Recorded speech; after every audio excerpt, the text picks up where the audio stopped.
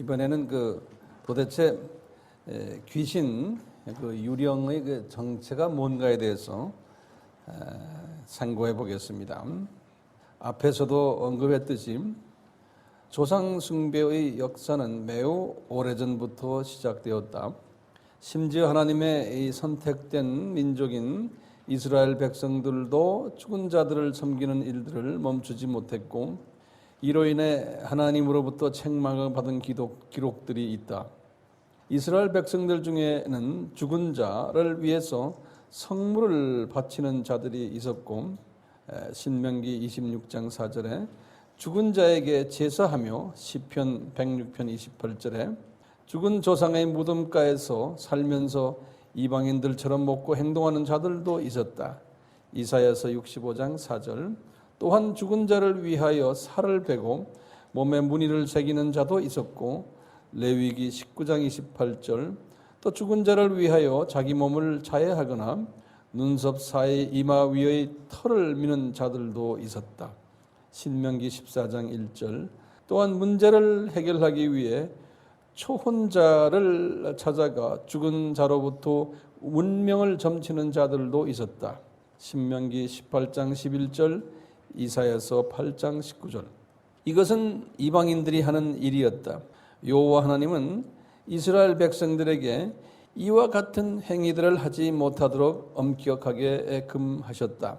하지만 백성들은 무당과 박수와 신접자와 초혼자를 찾아다니며 이방인들처럼 조상 신들을 숭배하는 행동들을 멈추지 않았던 것이다. 그렇다면 과연 조상 숭배자들의 생각대로 진짜 죽은 자들의 영혼이 이 세상을 떠도는 것일까? 이 질문에 대해서 기독교계에서는 크게 두 가지 상반되는 입장이 있다. 첫째로, 실제로 구원받지 못한 영혼들은 귀신이 되어 산자들의 삶에 부정적인 영향을 미친다는 의견이다. 여기에는 대표적으로 베레아 그룹에 속한다.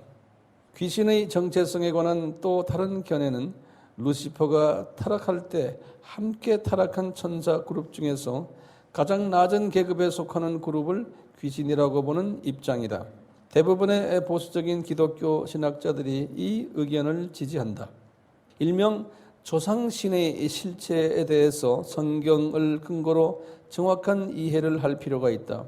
이번 장에서는 과연 이들이 실제 조상의 혼령인지 아니면 조상의 혼령을 가장한 간악한 마귀인지를 성서를 근거로 분석해 보기로 한다. 어떤 입장을 취하느냐에 따라서 신앙관에 큰 차이가 올 수 있기 때문에 이 부분을 성서 중심으로 정립하는 일은 매우 중요하다. 이 과정을 통해서 독자들은 조상 숭배 이면에 도사리고 있는 영적인 실체를 정확하게 이해하게 될 것이다. 자, 그러면 베레와 귀신론에 대해서 잠깐 살펴보겠습니다. 일명 베레아 운동이란 1964년 서울대학교 농대를 중심으로 캠퍼스 운동으로 시작되었다. 현재 서울 성락교회의 김기동 목사를 중심으로 초대교회에 일어났던 성령님의 사역이 오늘날에도 동일하게 재현되어야 한다는 기치를 내걸었다. 특히 귀신, 마귀론을 비롯하여 신학의 여러 교리들에 대해서 파격적인 견해들을 제시하면서 정통교단들로부터 이단 논쟁을 일으키고 있다. 특히 이들이 주장하는 귀신론은 이번 세미나와 관련하여 중요한 논점을 제시해 주기 때문에 우선 그들의 견해를 간략하게 요약해보자. 이들의 핵심 교리. 베레아 귀신론에서는 귀신을 창세기 6장 3절에서 제시한 120세의 수명을 채우지 못하고 죽은 불신앙자의 영혼이라고 주장한다. 이들은 자연 수명을 다 채우지 못했기 때문에 죽은 즉시 무적행으로 가지 못하고 120년의 명이 찰 때까지 귀신으로 활동한다는 것이다. 그러면서 산자들에게 들어가 온갖 질병, 재해, 사고, 범죄, 사살, 자살 등을 일으키며 산자들의 삶을 고통스럽게 하고 부정적인 악영향을 끊임없이 끼친다고 본다. 심지어 이들은 인간의 크고 작은 모든 질병이 전부 귀신 때문에 비롯된 것이라고까지 주장한다. 김기동 목사의 마귀론을 보면 감기, 배탈 같은 것도 귀신 때문이며 술이나 담배 같은 각종 중독증, 심지어 연탄가스 중독도 귀신 탓이라고 주장한다. 모든 질병과 사고의 근원이 되는 귀신을 쫓아내지 않으면 아무리 약 먹고 주사를 맞아도 근본적으로 치유가 되지 않으며 일시적으로 낫는 듯해도 또다시 재발한다고 보는 것이다. 그래서 먼저 축기라고도 하죠. 귀신을 쫓아내면 축사를 하고 그 다음에 의사나 약사 등을 통해 세상적인 방법으로 치료를 할 것을 권유한다.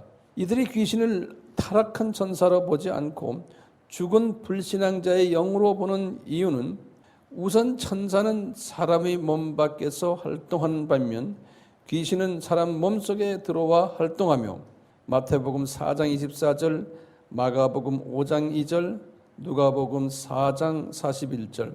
천사는 인간의 육체를 원하지 않지만 귀신은 인간의 육체에 들어오기를 원한다는 이유다. 마태복음 8장 31절. 또한 천사는 병이 없지만 귀신은 온갖 질병을 가지고 있기에 마가복음 9장 25절. 귀신과 인간 육체의 연관성이 밀접하다고 주장한다. 다시 말해 귀신은 죽기 전에 자신이 지녔던 질병을 그대로 가지고 귀신이 되기 때문에 벙어리 귀신, 소경 귀신, 절름발이 귀신, 간질병 귀신, 안전병의 귀신 등 각종 질병의 속성들을 그 속에 고스란히 지니고 있다는 것이다. 게다가 베레아 측에서는 그동안 행해온 경험을 바탕으로 이런 주장들을 굽히지 않는다. 수천 명을 축사하면서 물어본 결과 사람의 몸에서 쫓겨나는 귀신들이 한결같이 자신을 죽은 자의 영이라고 주장했다는 사실을 강력한 근거로 제시하고 있다. 이것은 한국의 민간 신앙에서 모든 재앙과 질병과 불행의 원인을 조상신에게 두는 샤머니즘과 유사하다. 베레아 측은 자신들의 귀신론을 옹호하는 근거로 여러 성경 구절들을 제시한다. 하나하나 세밀하게 분석하면 이 성경 구절들은 이들의 주장을 뒷받침하기에는 불충분하다. 다만 사무엘상 28장에서 신접한 여인이 사울 왕의 요청으로 죽은 사무엘 선지자를 불러내는 장면이 있다. 베레아 측은 이 장면을 자신들의 주장을 뒷받침할 강력한 근거로 제시하고 있다. 그러면 베레아 귀신론의 허구성을 잠깐 보겠습니다. 베레아 귀신론은 하나님의 영광을 나타내기 위한 질병을 설명하지 못한다. 성경에는 질병의 원인을 여러 가지로 설명하고 있다. 귀신에 의한 질병도 있고 죄로 인한 질병도 있으며 마태복음 9장 2절 이와는 정반대로 하나님의 영광을 나타내기 위한 병도 존재한다. 요한복음 11장 4절에서 예수님이 살아가던 나사로가 병들었을 때 예수님은 이 병이 죽을 병이 아니라 하나님의 영광을 위하며 하나님의 아들이 이를 인하여 영광을 얻게 하려 함이라 말씀하셨다. 또한 사도 바울에게도 질병을 허락하셨어 하나님 앞에서 겸손한 자가 되도록 은혜를 베푸시는 사례도 있다. 베레아 측의 주장처럼 모든 질병이 수명을 채우지 못한 불신앙자의 영이 꾸민 짓이라고 보는 것은 성경에 비추어 너무나 편협되고 유치한 주장인 것이다. 두 번째로 귀신을 포함한 마귀 세력들은 근본적으로 거짓말쟁이다. 베레아 측은 경험적으로 귀신을 축출할 때 귀신들이 스스로를 죽은 조상이라고 한 말을 주요한 근거로 내세운다. 하지만 이 귀신들의 말을 믿을 수 있는 근거는 성서 어디에서도 찾아볼 수 없다. 예수님이 귀신을 쫓는 수많은 장면이지만 그 귀신들이 자신을 조상 귀신이라고 말한 경우는 한 번도 없었다. 요한복음 8장 44절에는 마귀를 거짓말쟁이라고 표현한다. 너희는 너희 아비 마귀에게 났으니 너희 아비의 욕심을 너희도 행하고자 하느니라. 저는 처음부터 살인자요 진리가 그 속에 없으므로 진리에 서지 못하고 거짓말을 말할 때마다 제 것으로 말하나니 이는 저가 거짓말쟁이요 거짓이 아비가 되었습니다. 조상신 숭배는 마귀에 의해서 오랫동안 조장되어 온 우상 숭배이며 조상을 흉내내는 귀신들의 말은 일고의 가치도 없는 거짓된 말들이다. 다시 말하면 이 귀신 들린 자들에게 너 어디서 왔냐? 그러면 귀신 들린 자들이 입에서 나는 누군데 아직 나이를 차고 다 죽지 못해 원한이 있어서 이렇게 내가 귀신이 됐다. 이런 식으로 말한다는 거예요. 이런 내용을 들어봤었죠. 네. 그런데 이제 그 귀신 말하는 그 귀신의 말이 거짓말이라는 거예요. 왜? 마귀는 거짓말쟁이기 때문에. 그래서 이제 이 베레아 측은 이놈들에게 속임을 당했다. 이제 이렇게 보는 거예요. 자, 세 번째 그분들의 주장에 대한 반론이에요. 인간 수명에 대한 하나님의 절대적 주권에 대해서 설명하지 못한다. 귀신들은 120년의 자연 수명을 채우지 못한 불신앙자들의 영혼이라는 말은 하나님의 주권을 심각하게 훼손시키는 생각이다. 생사화복은 하나님의 절대적인 주권에 속하며 신명기 30장 15절 또는 19절 참새 한 마리도 하나님의 허락 없이는 떨어지지 않는다고 성경에는 기록되어 있다. 마태복음 10장 29절 모든 죽은 자들은 이미 예정되어 있는 그들의 수명을 다 마친 것이다. 사무엘하 7장 12절. 또 네 번째 우리 이제 고려할 사항은요. 신접한 여인을 통해 죽은 사무엘 선지자를 불러낸 사건에는 허점이 있다. 사무엘상 28장에는 죽은 사무엘의 영이 나타난 이야기가 기록되어 있다. 블레셋 군대가 쳐들어와 최대의 위기 상태에 처한 사울 왕이 신접한 여인을 찾아가 사무엘 선지자를 들어올리라고 요청한 사건이 있었다. 신접한 여인을 통해 사무엘 선지자가 나타나게 되고 사울 왕의 과거와 현재와 미래에 대해서 정확한 진단과 예언을 전해준다. 겉으로 보기에 이 사건은 신접한 여자를 통해 죽은 자의 영이 나타나서 과거의 사건을 정확히 알아맞히고 미래를 예언할 수 있는 것처럼 해석될 여지가 있다. 하지만 베레아 측 주장처럼 이 장면에서 등장한 사무엘이 진짜라고 보기에는 몇 가지 문제점이 있다. 우선 하나님은 박수무당 신접한 자, 초혼자들을 결코 용납하지 않으신다. 신명기 18장 12절, 11절. 그런데 이런 신접한 자에게 하나님이 사랑했던 사무엘 선지자를 불러들이는 주권을 결코 허락하지 않으신다. 게다가 사무엘처럼 보이는 자가 사울 왕에 대하여 정확하게 꿰뚫어 알고 있다는 사실도 이 자가 사무엘이라는 사실을 증명하지는 못한다. 또한 베레아 측이 말하는 바처럼 사무엘은 수완이 차지 않은 불신자의 영이라는 조건에도 부합되지 않는다. 사무엘은 불신자가 아니라 신실한 하나님의 종이었다. 따라서 신접한 자에게 보였던 자는 사무엘 선지자일 가능성이 전혀 없다. 다섯 번째 이유는요. 죽은 자가 산자들의 삶에 영향을 미칠 수 있다는 잘못된 관념을 양산하고 유포한다. 베레아의 귀신론 같이 산자와 죽은 자 사이에 일정한 관계성을 인정하는 일들은 거기에서 멈추지 않고 더 나아가 또 다른 비성서적인 관념들을 계속해서 양산해낼 여지를 허용하게 된다. 오늘날 기독교계의 로마 카톨릭을 중심으로 산자의 행위가 죽은 자의 천국 구원에 영향을 미치고 또 반대로 죽은 자가 산자들의 복과 화에 영향을 미친다는 비성사적인 관념들이 만연해 있다. 심지어 뉴에이지 운동, 인간이 신이다라는 뉴에이지 운동의 영향으로 강신술이 판치면 이제 신을 불러들이는 강신술이라고 그래요. 영계에 대해 비성서적이고 혼탁한 일들이 범람하고 있는 이때 영적 세계에 관해서 성서에 입각한 정확한 시각을 흐릴 수 있는 사상들은 스스로 경계하고 근절해야 하는 것이다. 자, 그 다음에 보세요. 귀신의 정체에 대한 성서적 해석이요. 기독교 정통 신학에서는 귀신들을 루시퍼가 타락할 때 이사야서 14장 12절에 15절에 함께 타락한 천사 무리들로 본다. 이에 대한 성서적 근거로는 유다서 1장 6절 자기 주의를 지키지 아니하고 자기 초소를 떠난 천사들을 큰 날의 심판까지 영원한 결박으로 흑암에 가두셨으며, 이런 말씀과 베드로후서 2장 4절에도 하나님이 범죄한 천사들을 용서치 아니하시고 지옥에 던져 어두운 구덩이에 두어 심판 때까지 지키게 했으니, 이때는 지옥을 엄밀한 의미에서는 음부라고 생각하시면 돼요.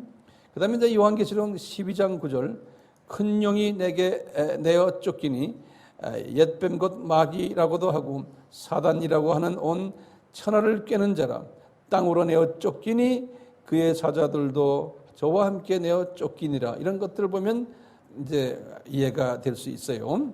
자, 그러면 마귀 귀신의 정체를 간단히 보겠습니다. 우리 이제 기독론에서도 이 부분에 대해서 공부했지만 여기 이제 간단하게 이제 보겠습니다. 타락한 루시퍼는 창조주 하나님을 대적하기 위해서 자신의 세력을 조직화했다. 하나님의 군대, 이제 미가엘 부대예요. 여호수아서 5장 14절, 다니엘 10장 13절. 이 미가엘 군대와 싸우기 위해서 마귀의 군대 조직을 만들었다.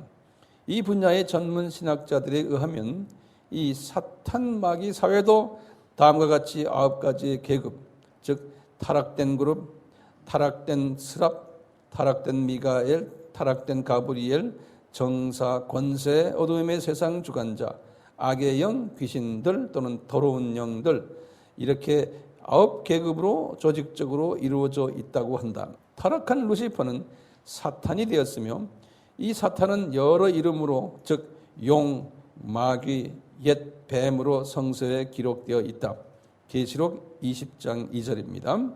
이 사탄이 최고 사령관으로 그 휘하에 다음 도표의 1부터 8계급으로 구성되어 있으며, 이들을 통칭 마귀, 데블 또는 데블즈라고 부른다.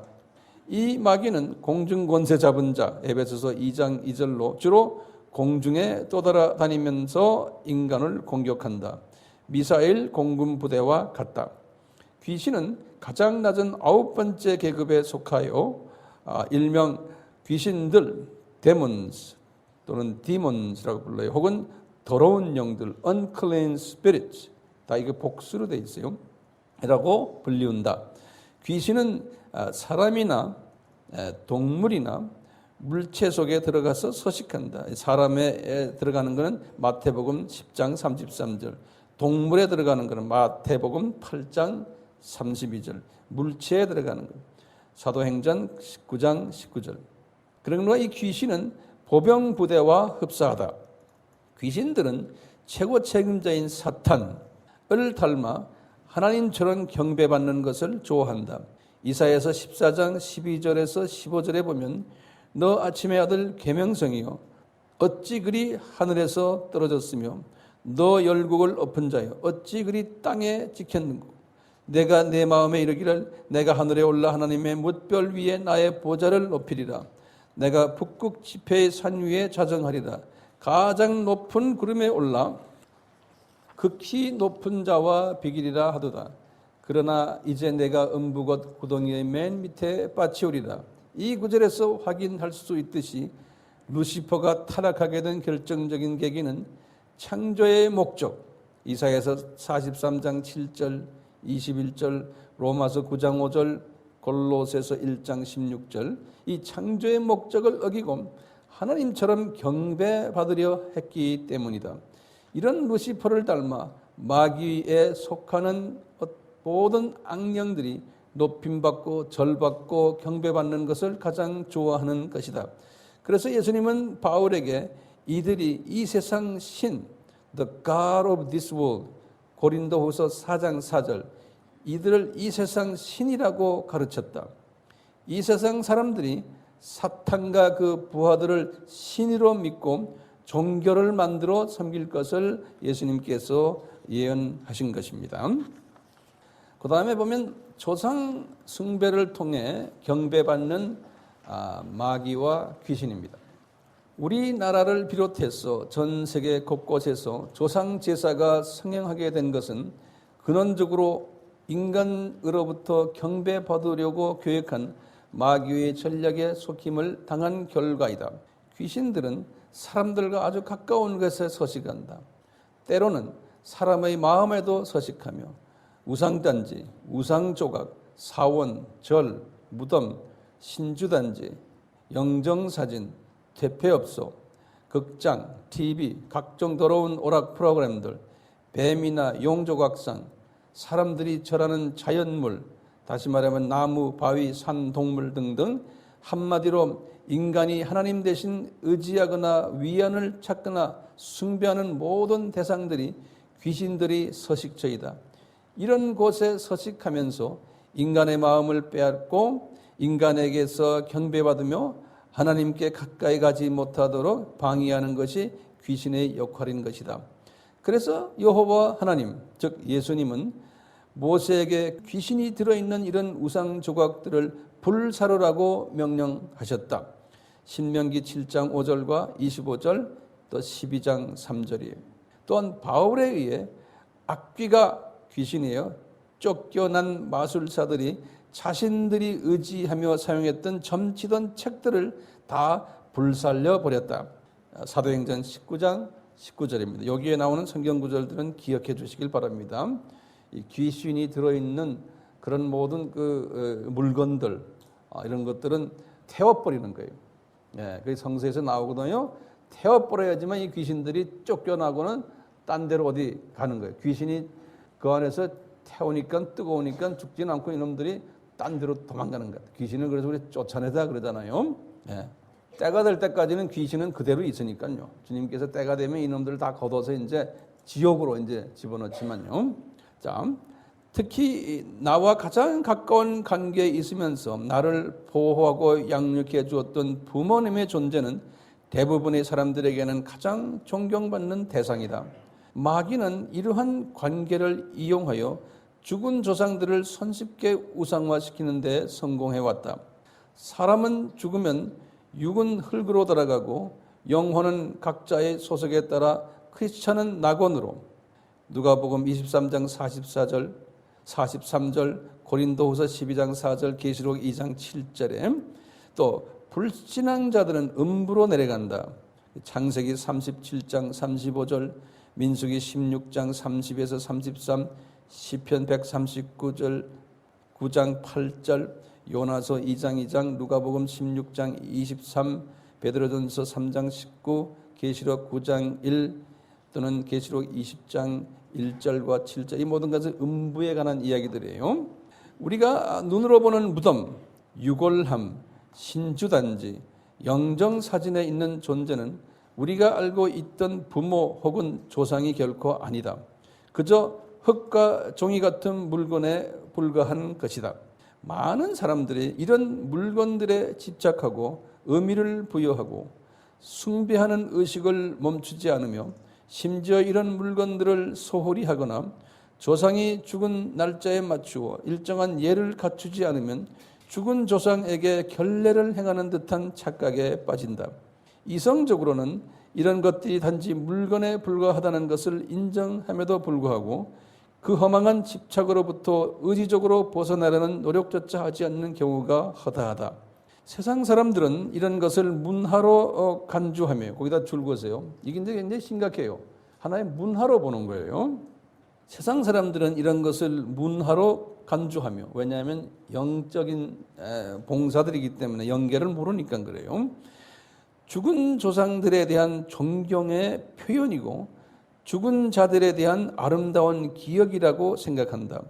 하지만 영의 눈을 떠서 영계를 보는 사람들에게는 전혀 다른 모습이 눈에 들어온다.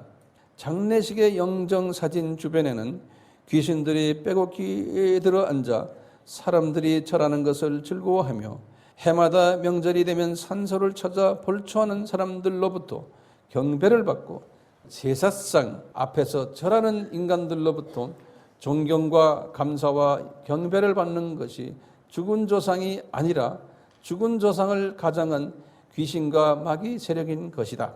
마귀들은 인간으로부터 경배받는 것을 가장 좋아한다.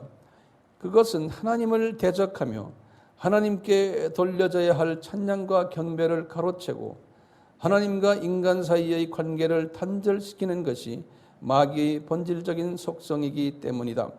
마귀는 이러한 경배를 계속받기 위해서 사람들로 하여금 조상 숭배가 진짜 조상들에게 드려지는 것이라는 생각을 하도록 속인다. 애당초 마귀의 자녀로 예정된 자들에게는 조상 숭배가 문제될 것이 없다. 그런데 하나님의 자녀로 예정된 자들조차 이런 마귀의 속임에 쉽게 넘어가는 일들이 허다하다. 다음 장에서는 기독교의 대표적인 그룹 중 하나인 로마 카톨릭에서 어떤 방식으로 조상 숭배가 행해지고 있는지를 살펴볼 것이다. 한 개인이 아니라 교단 자체가 조상 숭배를 허용할 경우 그 폐해는 말할 수 없이 크다는 사실을 확인하게 될 것이다. 다른 교단을 폄하해서 좀 미안하지만요, 있는 그대로로 이렇게 한번 들여다볼 필요가 있고요. 또 이번 세미나의 제목이 조상 제사이기 때문에 이렇게 로마 카톨릭이 조상 숭배 의식에 대한 부분을 좀 한번 공부할 필요가 있어서 이렇게 적어놨습니다. 로마 카톨릭에서는 산자와 죽은 자 사이에 독특한 관계가 형성되어 있다. 개신교에서는 사람이 죽으면 그 사람의 영적 상태는 그때 그 상태로 결론이 내려진다. 죽기 전에는 회개하고 예수님을 구세주로 영접하여 낙원에 갈 수 있지만 누가복음 23장 43절 또는 요한복음 3장 16절, 5장 24절 일단 죽게 되면 더 이상의 기회는 주어지지 않는 것이다. 로마서 6장 23절, 히브리서 9장 27절. 그러나 로마 카톨릭은 사람의 육이 죽어도 영혼은 살아있는 상태의 연장으로 간주한다. 다시 말해 연옥이라고 그래요. purgatory, 중간 지역이 있어서 죽은 자가 연옥에서 선한 행위를 하거나 세상에 남겨놓은 후손들이 공력을 쌓는 정도에 따라 연옥에서 낙원으로 갈 수 있는 기회가 주어지는 것이다. 로마 카톨릭의 이러한 교리는 철저하게 비성서적이다. 낙원에 가는 것이 산자나 죽은 자의 노력 여하에 좌우되기 때문에 죽은 자는 산자는 뭐예요? 산자는 가족들을 이야기하는 가족들. 낙원에 가는 것이 여기 세상에 지금 가족들이 노력을 하고요. 또 이제 죽은 자가 지금 연옥에서 또 열심히 거기에서 노력을 하는 거예요. 이렇게요. 그래서 낙원에 가는 것이 산자나 죽은 자의 노력 여하에 좌우되기 때문에 구제 사업이나 각종 예배, 기도, 참회, 헌물 등에 있어서 엄청난 노력이 요구되어진다. 게다가 이런 일을 열심히 한다고 해도 죽은 조상이 과연 언제 낙원에 갈 수 있는지는 보장이 없는 거예요. 거기다 줄 것이에요. 이게 이제 구원의 보장이 없는 거예요. 이것은 구원이 하나님의 일방적인 은혜로 주어지는 것이라는 성서의 메시지에 위배되는 것이. 이 구원이 하나님의 은혜로 주어진다는 성경 말씀이 어디 있어요? 제가 거기다 적어놓진 않았는데 에베소서 2장 8절과 9절이에요. 에베소서 2장 8절과 9절이에요. 자, 구원관을 비롯하여 로마 카톨릭의 주요 신학 교리들의 이런 비성서적인 요소들이 정착하게 된 데에는 역사적인 사연이 있다. 교세를 확장하기 위하여 바벨론 종교와 같이 이방 종교들을 수용하면서 세미라미스 숭배, 조상 숭배 등과 같은 이교도적인 종교 의식들이 따라 들어왔기 때문이다. 이번 장에서는 특히 조상 숭배 의식이 어떤 방식으로 카톨릭 내에 뿌리내리고 있는지 살펴보면서 이것을 거울 삼아 우리 삶 속에서도 진짜와 거짓을 구별할 수 있는 영성을 고취시키는 기회를 갖고자 한다. 자, 그러면 연옥설을 보겠습니다. 연옥설은 The Doctrine of Purgatory예요. 이 카톨릭에서는 대부분의 사람들이 죽으면 중간 단계인 연옥에 머문다고 믿는다. 물론 죽자마자 곧바로 낙원에 가는 자들도 있지만 그 수는 매우 소수이기 때문에 대부분의 카톨릭 신자들은 죽기 전 평생토록 장차 연옥에서 낙원으로 가기 위한 준비를 해야 한다. 다시 말해 카톨릭이 정해놓은 규율들을 부지런히 따르고 모든 예식에 성실히 참여하며 구제사업에 헌신해야 하는 것이다. 가톨릭에는 하나님의 은총을 받기 위한 7 성사의 종교의식이 있다. 세례성사, 견진성사, 성체성사, 고해성사, 혼인성사, 신품성사, 병자성사, 이렇게 7가지이다. 이 중에서 가톨릭 교인들은 죄의 문제를 해결하고 낙원에 가기 위해서 기본적으로 고해성사를 거쳐야 한다. 가톨릭에서 죄를 참여하는 방식은 고해성사를 비롯해서 보속, 대사, 참회와 같은 복잡한 과정들이 있다. 고해성사는 세례받은 가톨릭 교인들이 행해야 할 가장 기본적인 단계이다. 신부를 찾아가서 지은 죄를 고백하는 것을 고해성사라 한다. 고해성사를 하게 되면 죄의 경량에 따라 신부가 벌청의 의미로 몇 가지 명령을 내리는데 이것을 보속이라 하며 일종의 죄에 대한 배상이라고 보면 된다. 가톨릭 신자들은 신부가 내린 보석 명령에 따라 때로는 기도문을 외고 미사에 의무적으로 참석하기도 하며 헌물을 바치기도 한다. 하지만 이러한 행위만으로는 아직 낙원에 들어가 온전한 자격을 받지 못한다. 죄를 감면해 주기 위해서 보석보다 더 강력한 사명권인 대사, 그건 인덜전스라고 하는데요. 대사라는 것이 있어서 신부가 제시하는 더 어려운 조건을 수행하면 상당히 큰 죄를 빠르게 사함받게 된다. 이뿐 아니라 스스로를 자해하고 고행하면서 참회할 수도 있는데 이 과정을 통해서도 죄사함이 일어난다. 로마 가톨릭에서는 이 4가지 예외 외에도 죄를 사함받고 낙원에 들어갈 수 있는 자격을 얻기 위해 세부적인 여러 과정들이 있다. 이런 과정들을 거치지 않으면 연옥에서 벗어날 수 없다.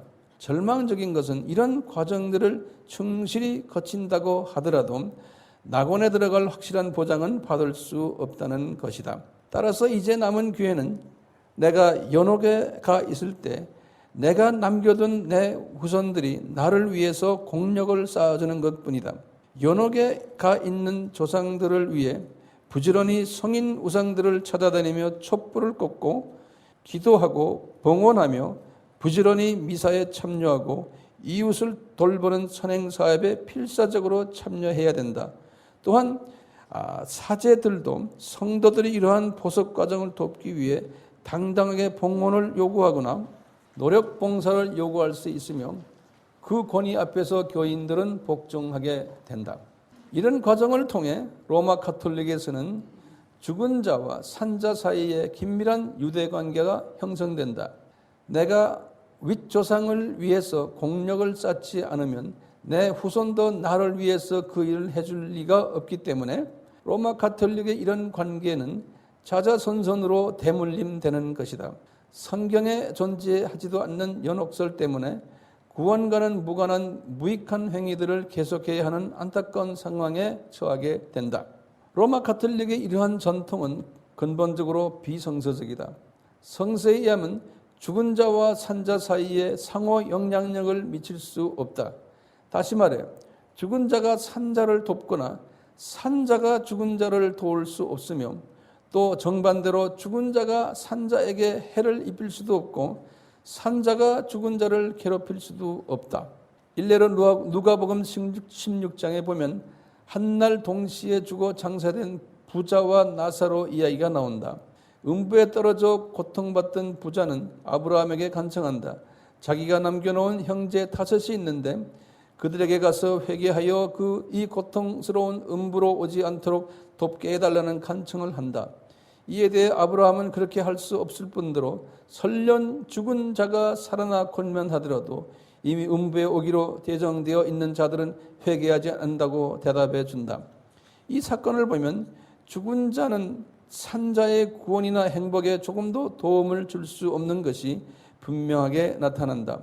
마찬가지로 살아있는 자가 죽어서 음부에 온 조상을 위해 아무리 기도를 하고 선행을 한들 쓸모없으며 죽은 자를 구원하여 천국으로 이끌 수 없는 것이다. 천국이란 말은 낙원이라고 고치세요.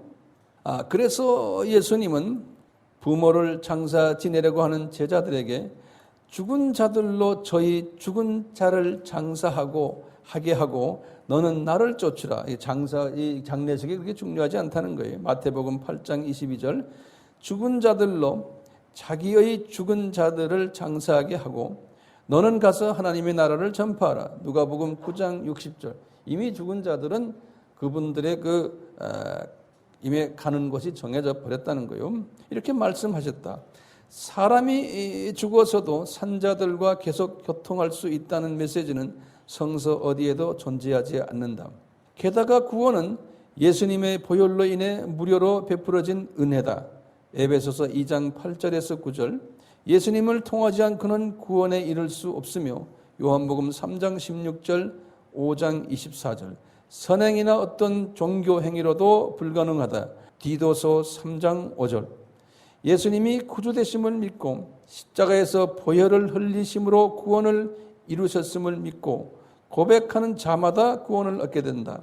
가톨릭의 행위 공로 중심의 구원관 아래에서는 복음의 가장 핵심이 되는 이러한 진리가 희석화되고 변질되어 버린다. 게다가 이러한 구원관은 계속해서 성인 숭배, 마리아 숭배와 같은 또 다른 우상 숭배로 이어지면서 병폐가 가중되어 간다. 성인 숭배, 조상 숭배를 두 가지 방식으로 이루어진다.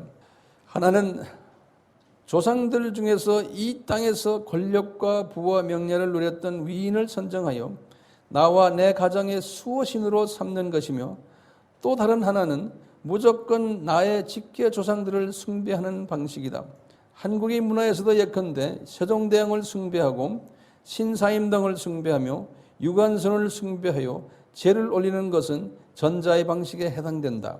그러나 우리 집안의 3, 4대 조상들에게 제사를 드리는 것은 후자에 해당된다. 로마 가톨릭에서 성인들을 숭배하는 것은 이중 전자의 경우와 유사하다. 사람들에게 알려진 유명 사제나 성도들을 성인으로 추대하여 숭배하며 나와 내 직장, 내 가정의 수호신으로 삼고 정성스럽게 섬긴다. 원래 초기에는 베드로, 바울, 야고보, 안드레 등 초대교회의 순교자들을 성인 반열에 올려 숭배하던 것으로 시작되었다. 그러나 시간이 흐르면서 최근에는 평신도 중에서도 성인으로 추대되는 일들이 허용되었다. 오늘날 로마 가톨릭에는 무수히 많은 성인들이 존재한다. 그들에게는 하나하나 상징적인 타이틀들이 부여되어 특정 그룹의 사람들에게 수호 성인의 역할을 하기 시작했다.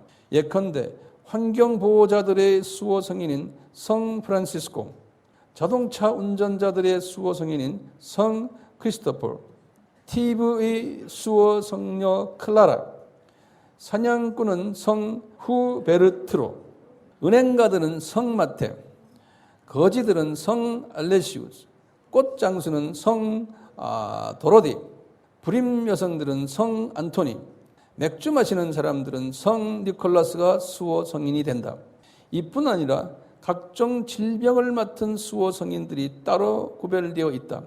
몇 가지 예만 보면 관절염은 성 야고보, 열병은 성 조지, 실명은 성 라파엘, 성 라파엘, 우리 라파 있죠, 라파, 여호와 라파, 다 거기서 나온 파생된 이름들이에요.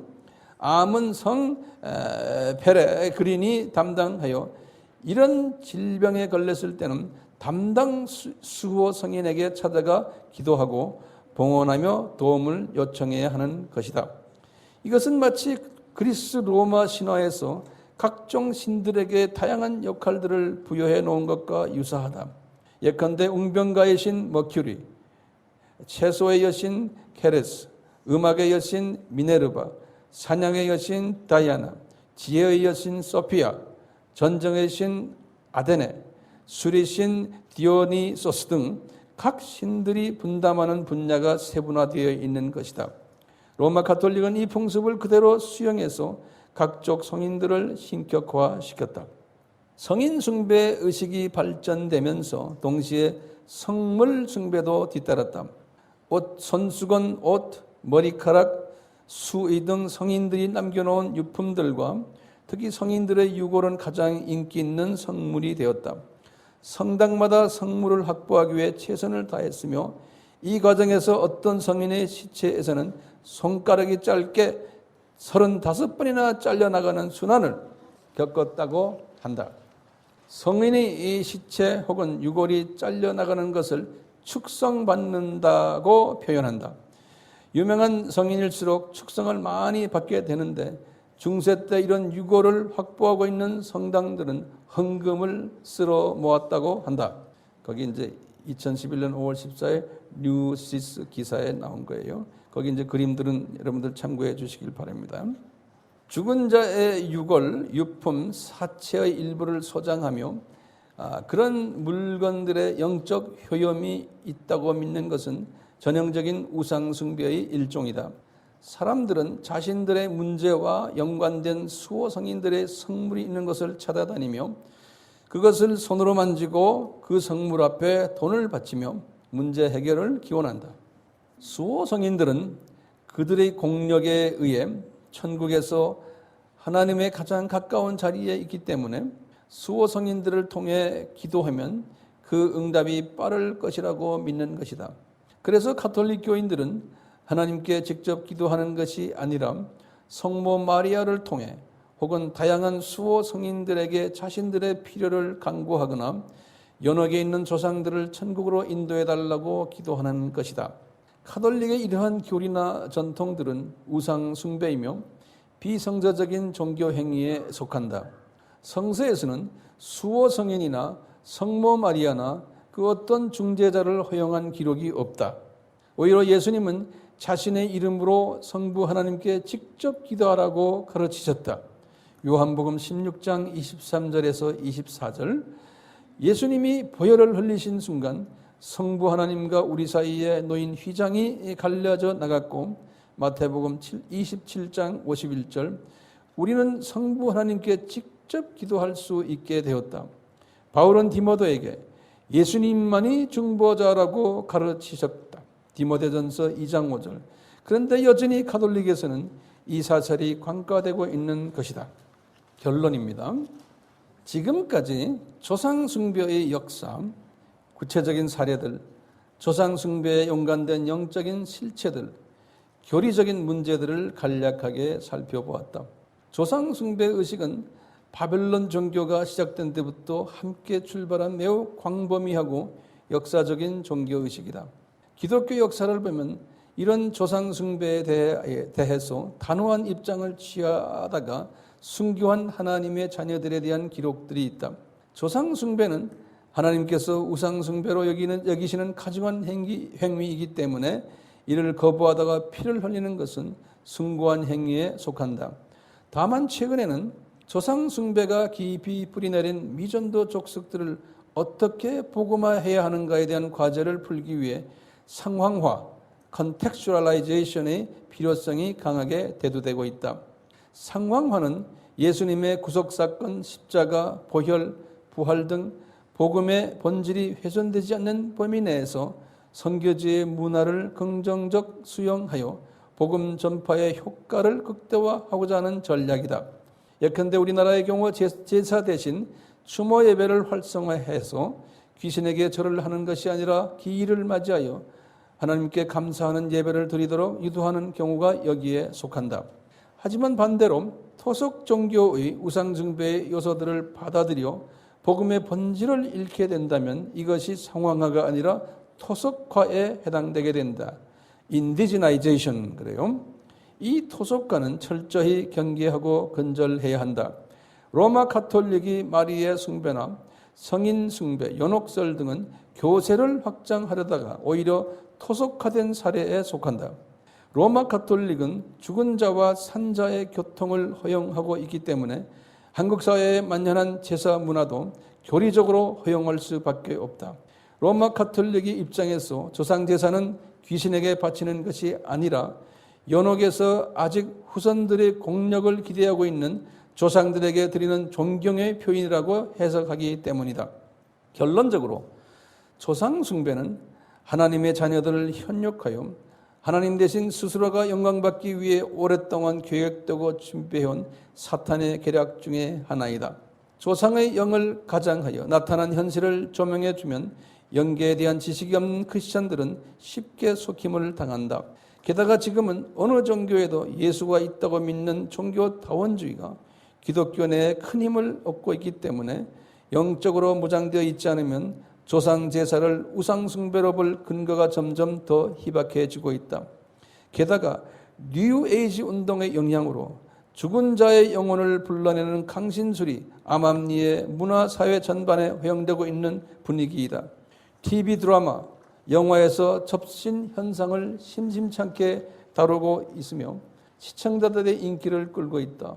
이런 분위기에서 오로지 예수님만 이야기하는 보수 복음주의 교단들과 크리스천들은 앞으로 점점 설 자리가 없어질 것이다. 아멘. 네, 같이 기도합시다. 하나님 아버지는 아담이 타락한 후에 7,000년이라는 긴 시간 속에서 사탄의 그 역사하심을 이미 하나님이 계획하시고 허락하시고 운행하는 과정 속에서 조상 숭배까지도 허락하심을 알고 있습니다. 하나님, 그렇기 때문에 이것은 우리의 힘으로 해결할 수 있는 것이 아니고 주님의 장중에 있사오니, 그렇다고 해서 우리가 그냥 앉아만 있는 것이 아니고 주님의 이 깊은 숨겨진 뜻을 우리가 깨달았사오니 이 뜻을 우리가 잘 깨닫고 나에게 적용되고 주변의 많은 사람들에게 하나님의 뜻을 적용시킬 수 있는 그러한 복된 자가 되기를 소원합니다. 우리들에게 성령님이여 능력을 주시고 열심을 주시고 또 안타까운 마음을 주셔서 주변의 사람들에게 눈을 뜨게 하고 영계를 볼 수 있도록 우리를 사용하시기를 간절히 간구합니다. 이런 사건들이 있을 때마다 주님이 이런 걸 허락하신 것은 우리로 하여금 하나님과 더 가까이 가고 하나님의 뜻을 더 깊이 깨닫고 또 안타까운 마음을 가지도록 하나님께서 이런 걸 다 허락하셨사오니 우리가 이 하나님의 마음에 동참하는 우리 모두가 되도록 은혜 베풀어 주시옵소서. 예수님의 이름으로 기도드리옵나이다. 아멘. 본 설교를 들으시고 황용현 목사의 설교를 원하시는 분은 경기도 용인시 동천동 187번지 전화번호 031-265-1455로 문의하시면 자세히 안내해 드리겠습니다. 그리스도의 사랑 안에서 항상 승리하시길 바랍니다.